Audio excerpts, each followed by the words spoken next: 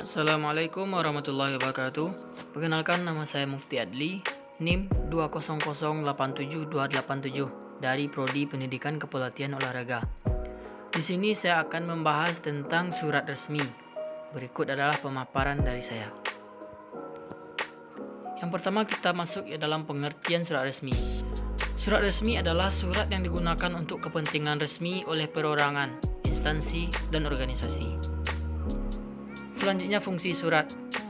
Yang pertama, fungsi surat yaitu sebagai alat komunikasi, alat bukti tertulis, alat bukti historis, alat pengingat, dan pedoman kerja. Bagian-bagian surat. Yang pertama yaitu kepala surat. Kepala surat terdiri atas nama instansi, alamat lengkap, nomor telepon, nomor kantor pos, lambang atau logo, alamat kawat atau email, dan lain sebagainya. Di samping adalah bentuk contoh dari surat resmi. Selanjutnya bagian surat yaitu tanggal surat.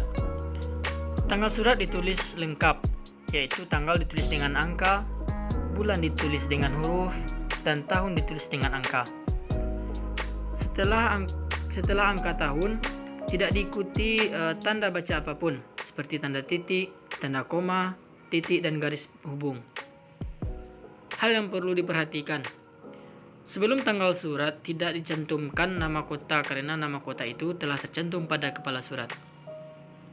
Nama bulan jangan ditulis dengan angka tetapi dengan huruf. Nama bulan yang ditulis dengan huruf tidak boleh disingkat dan ditulis dengan cermat, misalnya Januari, Februari, Agustus, atau November. Bukan seperti Januari disingkat dengan JAN atau Februari disingkat dengan FEB atau November dan lain sebagainya. Nama bulan hendaklah ditulis dengan cermat, misalnya Februari, November, bukan seperti Februari atau November. Selanjutnya bagian surat yaitu nomor surat. Umumnya nomor surat itu terdiri atas kode nomor surat, nomor urutan surat yang dikeluarkan, nama lembaga yang mengeluarkan surat, bulan berjalan ditulis dengan angka Romawi atau tahun berjalan. Selanjutnya yaitu lampiran. Kata lampiran ditulis jika ada lampiran. Jika tidak ada, kata lampiran tidak ditulis. Jumlah barang ditulis dengan huruf jika satu atau dua kata dan dengan angka jika lebih dari dua kata. Awal kata ditulis dengan huruf kapital dan tidak diakhiri dengan tanda baca lain. Selanjutnya bagian surat yaitu hal atau perihal. Hal atau perihal berfungsi untuk memberikan petunjuk kepada pembaca tentang pokok hal dalam surat. Hal atau perihal sama dengan judul pada surat berjudul. Beberapa hal teknik penulisan yang harus diperhatikan sebagai berikut. Hal atau perihal tidak ditulis dengan huruf kapital keseluruhannya, kecuali untuk judul surat berjudul. Hal ditulis dengan huruf kapital pada huruf utama kata utamanya. Kata tugas ditulis dengan huruf kecil. Selanjutnya pada akhir perihal tidak menggunakan tanda titik karena perihal bukan kalimat. Selanjutnya yaitu bagian surat alamat surat. Aturan penulisan alamat surat. Penulisan nama penerima harus cermat, harus lengkap, sesuai dengan kebiasaan yang dilakukan oleh yang bersangkutan atau pemilik nama. Nama diri penerima surat diawali huruf kapital pada setiap unsurnya, bukan menggunakan huruf kapital keseluruhannya. Penulisan alamat penerima surat juga harus lengkap dan cermat, serta informatif. Untuk menyatakan yang terhormat pada awal nama penerima surat, cukup ditulis dengan IETH dengan huruf awal, huruf kapital, disertai tanda titik singkatan itu. Kata sapaan seperti ibu, bapak, saudara digunakan pada alamat surat sebelum nama penerima surat. Jika nama orang yang dituju bergelar akademik, sebelum namanya seperti doktor, insinyur, atau doktorandus, atau memiliki pangkat seperti kapten, kolonel, kata sapaan ibu, bapak, dan doktorandus tidak digunakan. Kata jalan pada alamat surat tidak disingkat tetapi ditulis penuh, yaitu jalan dengan huruf awal huruf kapital tanpa tanda titik atau titik 2 pada akhir kata itu. Nama jalan atau gang, nomor RT dan RW ditulis lengkap dengan huruf awal, huruf kapital setiap unsur kalimat, setiap unsur alamat. Contoh misalnya, yang terhormat disingkat YTH dengan huruf awal kapital dan diakhiri titik. Selanjutnya, nama yang penerima Bapak Muhammad Idham Khan. Setiap itunya huruf kapital. Kepala Biro Tata Usaha Departemen A, Jalan Sarlitan Raya 17 Jakarta. Next.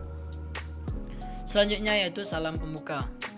Di bagian salam pembuka adalah sebagai sebuah pengantar pembuka secara lebih hadap, sehingga kata-kata yang digunakan juga harus kata-kata yang baik dan sopan. Salam pembuka juga bisa tidak digunakan dalam sebuah surat resmi dan langsung kepada kata-kata sambutan. Misalnya cara penulisannya yaitu huruf awal ditulis dengan huruf kapital.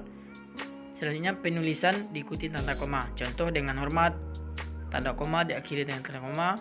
Saudara atau YTH, Bapak atau Ibu yang terhormat, yang mulia, dan lain sebagainya.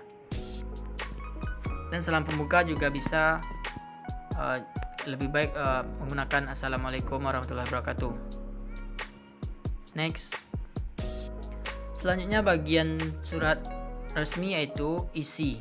Secara garis besar, isi surat terbagi atas 3 bagian, yaitu bagian pertama merupakan paragraf pembuka, bagian kedua merupakan paragraf isi, dan bagian ketiga merupakan paragraf penutup.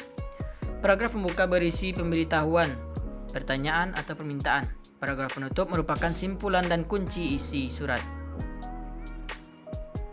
Di samping itu, paragraf penutup dapat mengandung harapan penulis surat atau berisi ucapan terima kasih kepada penerima surat.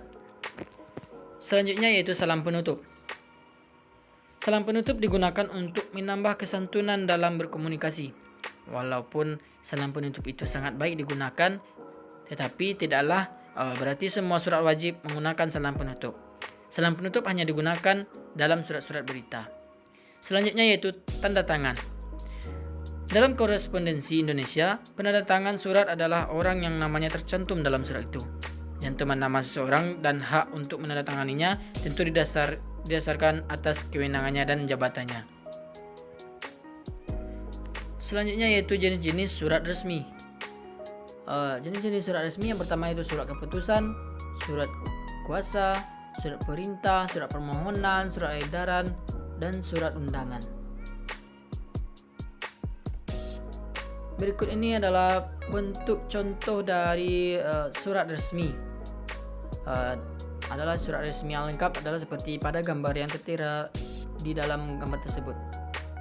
Ada kepala surat, ada logo, ada tempat tanggal, selanjutnya ada nomor lampiran hal yang dituju, isi, salam penutup, tanda tangan, dan lain sebagainya.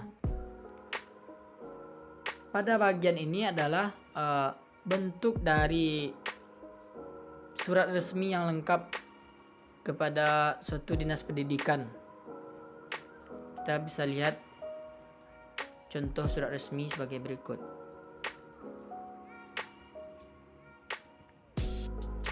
Terima kasih. Sekian pemaparan dari saya. Assalamualaikum warahmatullahi wabarakatuh.